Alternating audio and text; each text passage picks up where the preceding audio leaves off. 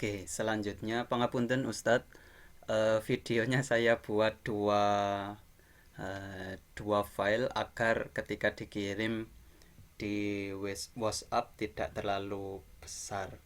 Kalau dikirim di WA nanti menjadi satu video yang utuh, nanti ukuran filenya terlalu besar dan tidak bisa dikirim melalui WhatsApp. Pangapunten kami sampaikan. Selanjutnya Ustadz, untuk tips agar kita tidak terjebak apakah jurnal tersebut itu benar-benar Scopus atau benar-benar Web of Science atau bukan gitu. Jadi kita harus mengeceknya terlebih dahulu. Jadi kita harus mengecek apakah jurnal ini jurnal yang aman atau jurnal predator. Biasanya ciri-ciri jurnal predator itu masuknya mudah, Ustaz. Masuknya sangat mudah, biasanya tanpa proses review. Kalau proses reviewnya itu misalkan kita mengirim hari Senin gitu, kemudian kita sudah mendapatkan balasan diterima itu hari Selasa atau hari Rabu, nah itu bisa patut untuk kita curigai. Karena menurut pengalaman pribadi hampir tidak pernah Ustaz, artikel yang kemudian langsung accepted tanpa melalui proses review yang panjang. Saya kira menurut saya kok hampir tidak ada. Yang berdasarkan pengalaman saya sendiri juga biasanya komen dari reviewer itu juga perlu untuk kita perbaiki. Biasanya ada perbaikan-perbaikan, walaupun kadang itu ya sedikit atau minor revision, atau kadang ya mayor revision, atau kadang juga ditolak.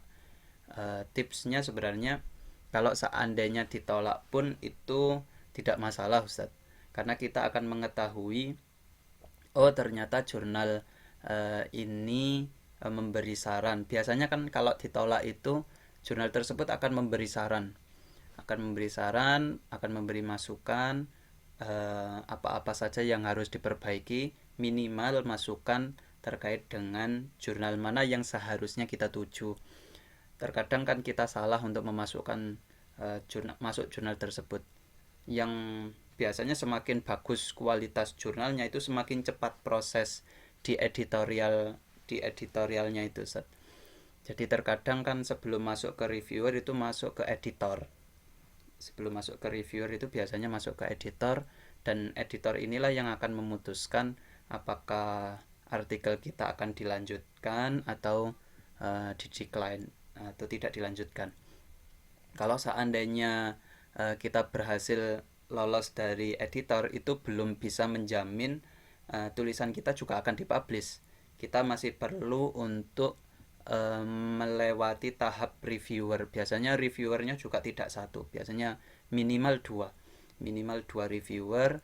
Nanti masing-masing reviewer akan memberikan komentar berdasarkan bidang keilmuan atau sudut pandang reviewer tersebut. Terkadang di satu artikel itu komentarnya dua, dan dua-duanya itu juga bertentangan. Kadang juga seperti itu. Kadang yang satu tidak memberi komentar, tetapi yang satunya memberi komentar. Sekali lagi itu semua adalah proses. Itu semua adalah proses yang memang harus kita ikuti, kita nikmati sebagai penulis di publikasi internasional terindeks Scopus, terutama di Scopus yang memiliki H indeks paling tinggi atau H indeksnya memang sudah Q1, itu biasanya sangat ketat sekali. Kebetulan kami bersama Ustadz Yusuf Hanafi memang setelah menembus Q1 kemudian dan Q2.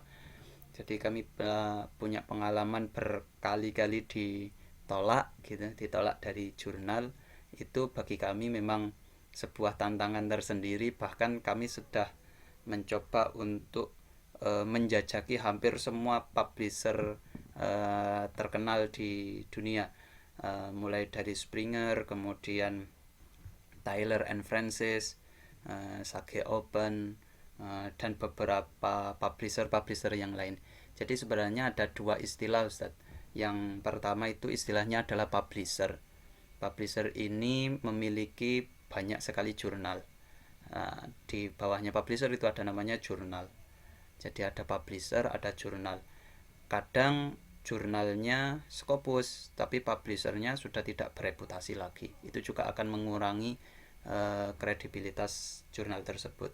Kadang jurnalnya tidak terindeks Scopus, tapi publishernya juga keren. Ya paling tidak kita mengamankannya untuk publikasi ini kita coba cek abal-abal atau tidak gitu ya. Nah, cara ngeceknya masuk saja ke laman atau ke websitenya List of Predatory Journals. Nah, di sini ini adalah jurnal-jurnal predator, Ustadz. Jadi yang ada di sini ini bisa dikatakan semuanya abal-abal. Jadi seandainya jurnal yang kita tuju itu tidak ada di sini, maka jurnalnya aman. Jadi misalkan kita mencari, cara mencarinya di Ctrl F saja. Nah, seperti ini. Ini apa namanya, cara mencarinya, misalkan kita ingin mencari British Journal of Education Research.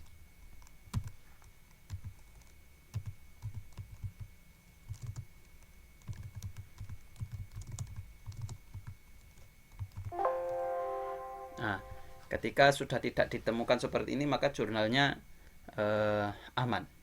Jurnalnya aman, tidak predator. Nah, jadi caranya sangat mudah. Kita tadi mau mencari BJRE namanya, British Journal of Research and Education.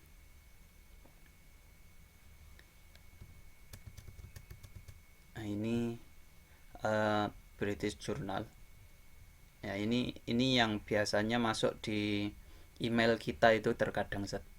Jadi terkadang kita ada kiriman mohon untuk menulis jurnal kami sudah terindeks Scopus dan sebagainya lah.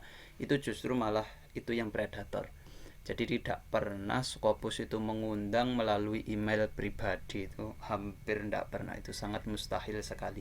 Apalagi jurnal-jurnal Scopus yang sangat bereputasi, mereka pasti sudah memiliki banyak list untuk direview artikelnya. Ya, ini terkait dengan predatory journals atau jurnal abal-abal atau tidak gitu. Oke, untuk menambah wawasan sebenarnya kita juga bisa mengikuti berbagai seminar, khususnya seminar internasional. Dari sini kita akan mendapatkan jaringan, Ustaz. Kita akan mendapatkan jaringan. Lah ini tipsnya, kita sering-sering mengikuti seminar internasional agar kita mengikuti tren penelitian yang telah ada. Kalau penelitian kita itu terbaru, saya yakin banyak sekali jurnal yang akan menerima. Misalkan saat ini kita sedang ada topik wabah COVID-19 lah, ini hampir semua jurnal pasti akan menerbitkan isu tersebut dari sudut pandang masing-masing bidang keilmuan. Misalkan seperti yang kemarin kami tulis, kami mencoba untuk memotret efektivitas fatwa MUI di masyarakat atau kepatuhan penerapan fatwa MUI tentang penyelenggaraan peribadatan di masyarakat. Nah, itu hal yang sangat unik dan belum diteliti banyak orang terkait dengan perspektif kepatuhan masyarakat. Nah, hal-hal yang seperti ini yang mungkin menjadi tips selanjutnya, yaitu mencari topik yang menarik. Mencari topik yang menarik yang dibutuhkan oleh dunia. Yang dibutuhkan oleh dunia. Tidak lagi Indonesia, tetapi dunia bisa mencontoh hasil penelitian kita itu. Kemudian tips selanjutnya adalah biasanya ketika sebuah jurnal itu mau menerima tulisan kita atau tidak, itu juga akan mempertimbangkan kebermanfaatan. Mereka akan mempertimbangkan kira-kira artikel ini akan disitasi orang atau tidak ya gitu. Mereka juga akan mempertimbangkan hal itu. Lah, untuk mensiasatinya tentu penulis harus pandai-pandai untuk membaca situasi, membaca tren yang memang sedang ngehits di dunia ini. Ya, tadi ini sudah tips mencari jurnal tujuan tadi sudah. Nah, ini selain di SJR mungkin kita mengenal istilahnya Sinta bagi di Indonesia. Kalau di Indonesia itu ada namanya Sinta. Sinta ini yang Q1 mohon maaf, yang Sinta 1 ini bisa dikatakan masuk ke Scopus. Ini bagi yang apakah ini nanti ada di SJR atau tidak, nanti tinggal dicek saja. Nah, ini yang sudah Scopus. Jurnal-jurnal Indonesia yang sudah Scopus itu ada di Sinta 1. Ini untuk cara untuk mencari jurnal tersebut. Oke. Selanjutnya tips yang berkaitan dengan cara untuk kita semakin mendapatkan informasi terkait dengan artikel-artikel atau penelitian terbaru, yaitu kita harus tergabung, saya sarankan tergabung di ResearchGate. Saya sarankan gabung di ResearchGate, tinggal diklik saja, cari misalkan di sini ResearchGate. Oke. Ini adalah ResearchGate. ResearchGate ini semacam Facebook, tapi Facebooknya para peneliti. Jadi di sini akan ketahuan tulisan-tulisan terbaru lah. Ini bisa dilihat 1 jam 11 jam yang lalu, 11 menitnya lalu. Nah, ini adalah penelitian bulan Juni, beliau baru publish. Ini karena yang saya ambil ini adalah web saya, akun saya, makanya tulisannya banyak yang di bidang pendidikan karena memang saya di bidang pendidikan. Nah, di sini kita juga bisa mengupload tulisan-tulisan kita sebenarnya. Tulisan-tulisan kita bisa kita upload di sini agar warga dunia juga mengetahui. Lah, orang-orang di dunia itu akan mengetahui tulisan kita sudah dibaca berapa orang dan lain sebagainya, sebenarnya juga tahu dari sini. Ini ResearchGate. Oke. Ini 1 minggu ya, summary 1 minggu. Kemudian kita juga bisa melihat negara mana saja yang sudah membaca tulisan kita di 1 minggu ini. Ini beberapa negara yang membaca tulisan-tulisan kita. Jadi lumayan bisa ngeksis bahasanya, Ustaz. Jadi biasanya kan kita aktif di Facebook, tetapi ini Facebooknya para peneliti, Facebooknya para research. Mungkin banyak yang sudah tahu, tetapi perlu untuk kami share sebenarnya hal-hal yang sederhana seperti ini yang menjadi bagian dalam penguasaan medan terkait dengan publikasi internasional di Scopus. Saya kira itu terlebih dahulu, Ustadz. Mungkin nanti akan Alif kirim beberapa file terkait dengan untuk mendukung informasi yang tadi Alif sampaikan. Pangapunten, mohon maaf jika belepotan karena kami bingung mau menjelaskan apa, Ustadz. Karena yang kami lakukan ini baru sekedar ini.